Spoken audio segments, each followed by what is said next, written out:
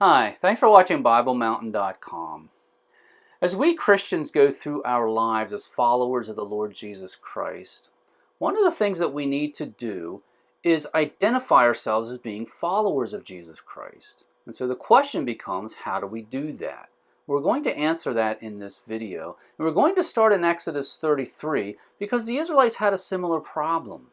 As they went into the Promised Land, Moses raised the question, how would the surrounding peoples know that the Israelites were followers of the one and only true God?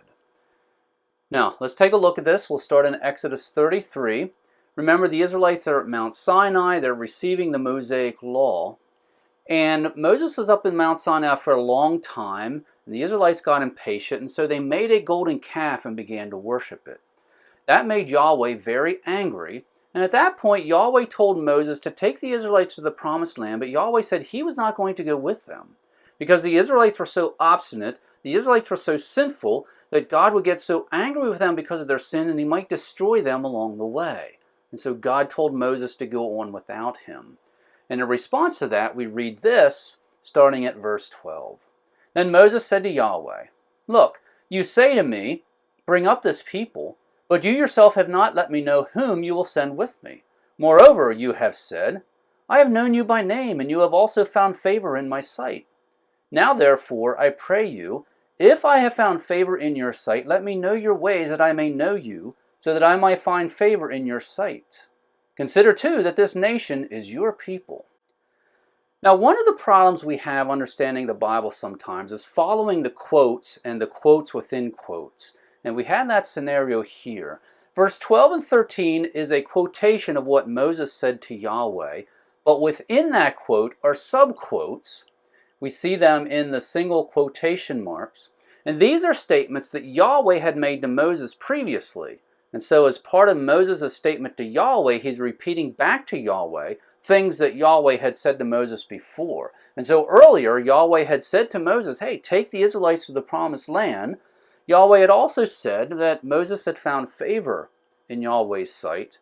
And in response to that, Moses was saying this that we just read in 12 and 13. Moses said to Yahweh, well, you told me to take this people up, but you haven't told me who's going to go along with us. And now let's keep reading at verse 14. And Yahweh said, "My presence shall go with you, and I will give you rest." Then Moses said to Yahweh, "If your presence does not go with us, do not lead us up from here. For how then can it be known that I have found favor in your sight, I and your people? Is it not by your going with us, so that we, I and your people, may be distinguished from all the other people who are upon the face of the earth?" Yahweh said to Moses, "I will also do this thing of which you have spoken, for you have found favor in my sight, and I have known you by name." So we see here in verse 16 a statement of the problem. Moses said to Yahweh, how then can it be known that I have found favor in your sight? How then can it be known that these people are your people? Notice the word distinguished. Moses asked, how would the Israelites be distinguished from all the other nations? How would the Israelites be differentiated from all the other nations and be known as the people of the one and only true God? And then in verse 17, we see that in response to that, Yahweh said to Moses, I will. Yahweh said, I will do what you ask. And so again, the problem that Moses identified here was that as the Israelites traveled into the Promised Land, it was necessary for them to be known as the people of Yahweh, the one and only true God. And it was important that all the surrounding nations knew that Yahweh was with them. And Moses said, how is that going to happen? And as I said, we Christians in our lives have a similar issue. As we go through our lives as followers of the Lord Jesus Christ, how will other people know that we are followers of the Lord Jesus Christ? Now we see an answer to that in John chapter 13, in verses 34 and 35. And this is Jesus speaking to his disciples. A new commandment I give to you, that you love one another, even as I have loved you, that you also love one another. By this, all men will know that you are my disciples, if you have love for one another. And so we see the answer to that is love. As we Christians go through our lives as followers of the Lord Jesus Christ, we are commanded to love one another. And it is the love that will distinguish us and differentiate us and identify us as disciples and followers of the Lord Jesus Christ. You see, humans by nature are very selfish and self-centered, and we tend to take care of ourselves.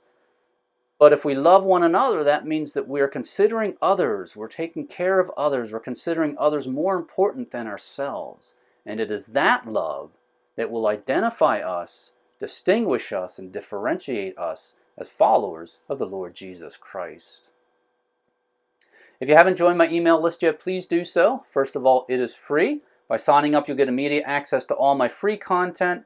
Also, this makes sure you don't miss out on any of my free content. In order to sign up, go to BibleMountain.com, click on follow. There will be a place there to enter your email address. Once again, thank you for watching BibleMountain.com.